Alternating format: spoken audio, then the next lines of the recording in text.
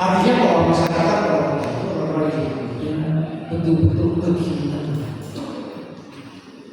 kehilangan rasa bagaimana hidup selayaknya sebagai satu bangsa dan juga sebagai satu umat. Sebagai satu bangsa tentu mereka mempunyai aturan-aturan yang mengatur supaya semuanya berjalan. Selama umat itu ada hukum-hukum yang harus ditaati oleh mereka sehingga mereka boleh menjalani kehidupan sebagai umat yang benar. Tiada apa-apa. Dan mereka kehilangan dua-duanya karena aturan dasar daripada kehidupan bangsa maupun sebagai umat itu seolah-olah dia ada tapi tidak digunakan sehingga timbul ketidakbenaran.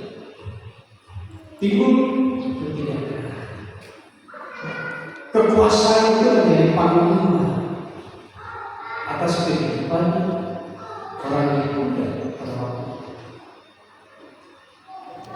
Dan betul-betul orang-orang yang tidak punya kekuasaan yang tidak punya termasuk yang punya akses terhadap kekuasaan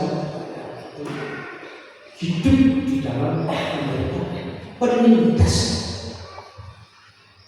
Jadi penindasan itu hadir dan dirasakan ketika ketidakadilan itu menjadi anggota dari.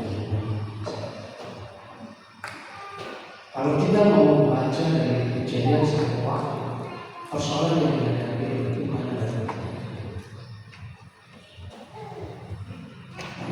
ketidakadilan itu yang menyebabkan atau merupakan implikasi dari dosa manusia. Ketidaktaatan terhadap manusia menciptakan tatanan sosial yang tidak adil. Sehingga sebagian orang hidup di dalam kekayaan karena di zaman kekayaan ekonomi menjadi manusia. Tetapi sebagian besar orang itu harus mengalami mereka miskin, patuh, tidak punya akses terhadap hukum yang benar, hukum diputar-balikan, dijungkir-balikan, sehingga orang tidak lagi mendapatkan keadilan di dalam hukum itu sendiri. Padahal hukum itu ada. Dan korupsi adalah koruptor, para koruptor berdansa lewat kekayaan yang mereka peroleh dengan cara dosa. Dan korupsi yang membuat orang-orang kita mengalami seolah-olah masyarakat pada waktu itu orang itu tidak punya masa depan lagi yang dipikirkan oleh orang susah ini. Masyarakat sebagai desa itu mengalami kesulitan seolah mereka tidak punya masa depan. Mereka kehilangan hak-hak yang mendasar untuk masyarakat, hak menjalankan kehidupan keberagaman yang baik, hak untuk diperlakukan dengan adil di hadapan hidup dan ada kesetaraan dalam kehidupan sosial. Dan betul-betul mereka dari sini Habakuk mempertanyakan itu kepada Allah. Jika engkau adalah Allah yang hidup, engkau adalah Allah kami, kenapa engkau tidak melihat? Kenapa engkau tidak perlu mendengarkan doa dan jeritan kami yang menderita? Yang seolah-olah Allah diam, yang seolah-olah Allah tidak memperhatikan, tidak peduli terhadap penderitaan, yang seolah-olah Allah membiarkan ketidakadilan itu ada di tengah-tengah kehidupan orang itu. Habakuk mempertanyakan, dia bertanya seorang Tuhan. Habakuk bertanya, dan Allah menjawab. Memang perbuatan itu dari Allah itu sangat mencoba. Dan Allah mencoba penderitaan itu, tapi mungkin Allah tidak menemukan di situ di kehidupan orang itu. Karena semua terlibat dalam dosa dan berkelindan dengan segala dosa. Jadi tidak ada satu yang diandalkan untuk bisa keluar dari dosa orang itu. Akhirnya Allah melakukan dosa. Jadi kita melakukan orang yang tidak menyembah hati, yang tidak punya penetapan hukum berdasarkan hukum Tuhan, tapi mereka punya hukumnya sendiri. Kadang-kadang ada kalau di ayat-ayat selanjutnya kita bisa membaca ada kepercayaan protes ini. Itu kan kamu harus bukan Bagaimana aku memerlukan kemampuan untuk melihat siapa orang tasbih. Siapa orang tasbih? Masih belum tahu. Orang tasbih adalah orang yang tidak menyembahmu. Orang-orang tasbih ini adalah orang-orang yang sangat ganas. Mereka betul-betul orang-orang barbar yang tidak membutuhkan kemanusiaan ketika mereka berperan dan berbisnis.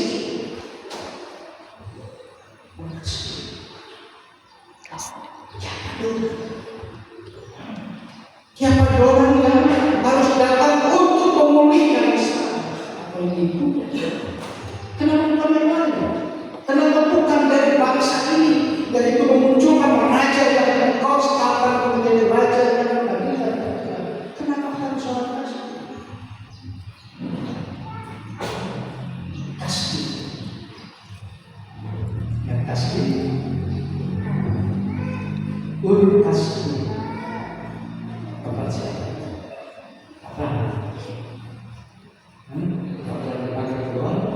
Dari Israel Kasdim.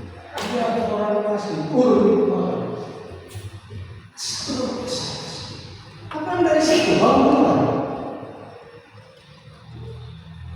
Artinya kenapa Tuhan memanggil Kasdim? Kasdim ini hanya salah satu sub etnis Babel yang tidak bisa berlayar, dan Kasdim ini kota yang luar biasa, daerah Mesopotamia, tempat peradaban. Jadi Kasdim ini tulisan yang orang itu dan ahli astronomi dan matematika, maka bagaimana biasa.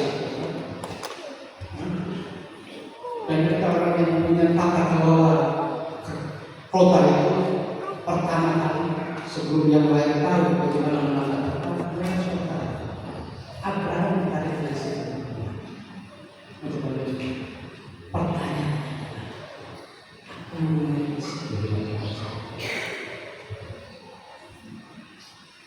artinya di sini, namun ada apa? Apakah ini bisa disimpulkan bahwa Allah hendak meriset ulang orang itu? Karena tidak bisa lagi diperbaiki secara sepenuhnya. Tetapi harus diriset untuk kembali lagi seperti sejak awal sebagai umat yang betul-betul adalah umat yang taat. Karena harus betul-betul harus dilakukan revolusioner yang dilakukan oleh Allah sendiri supaya berbeda. Bukan hanya langkah-langkah reformatif, tetapi betul-betul materi kasih yang hantar dan disitu juga akan tujuh tahun. Ini pembuangan paling banyak dan paling lama yang dilakukan oleh orang Indonesia supaya dia balik nanti menjadi umat yang betul-betul mengenal. Jadi bukan berarti Allah tidak mendengar, bukan berarti Allah tidak ada di situ ketika hamba berteriak minta tolong Tuhan kita. Tapi Tuhan punya jalannya, Tuhan punya pikirannya sendiri, Dia punya rancangan sendiri untuk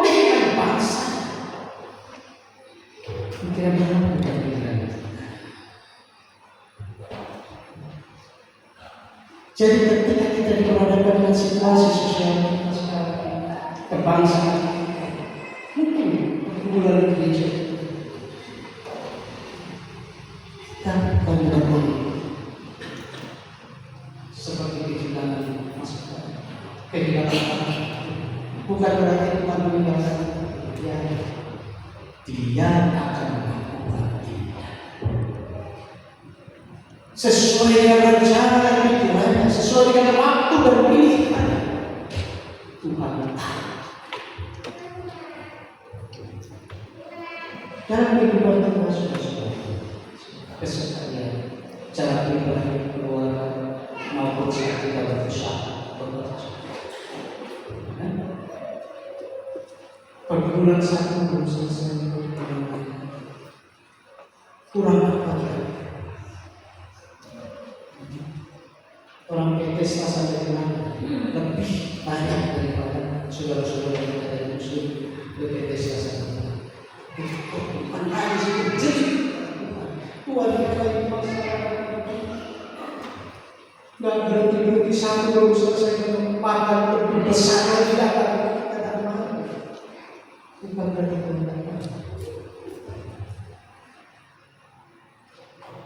tetapi kita belajar memahami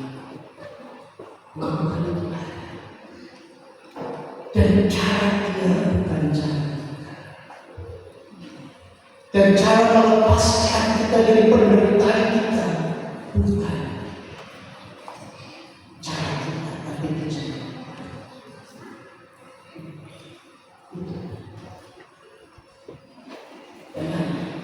Jadi ketika kita semua berhadapan dengan masalah, bukan kita meninggal, kita tidak percaya tapi kita cuma mengikuti tiraan sehingga kita bisa dan bisa melakukan ketika persoalan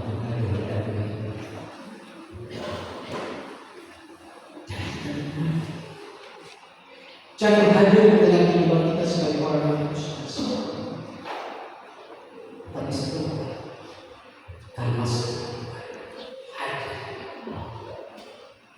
jaga pikiran kita supaya kita tidak menjadi sumber dari masalah, tetapi kita menjadi solusi jalan keluar masalah. Jadi kalau suami istri, ya biasa kadang-kadang tidak cocok, kadang-kadang tidak benar. Jangan kekerasan kayak itu. Tapi ada cara menyelesaikan masalah dalam kehidupan rumah tangga. Biasa.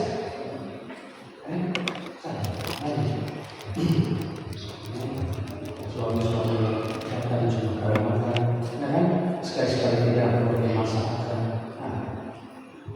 Suami-suami yang biasa mencuci baju, sekali-sekali mencuci baju. Itu istri-istri juga begitu, ya kan?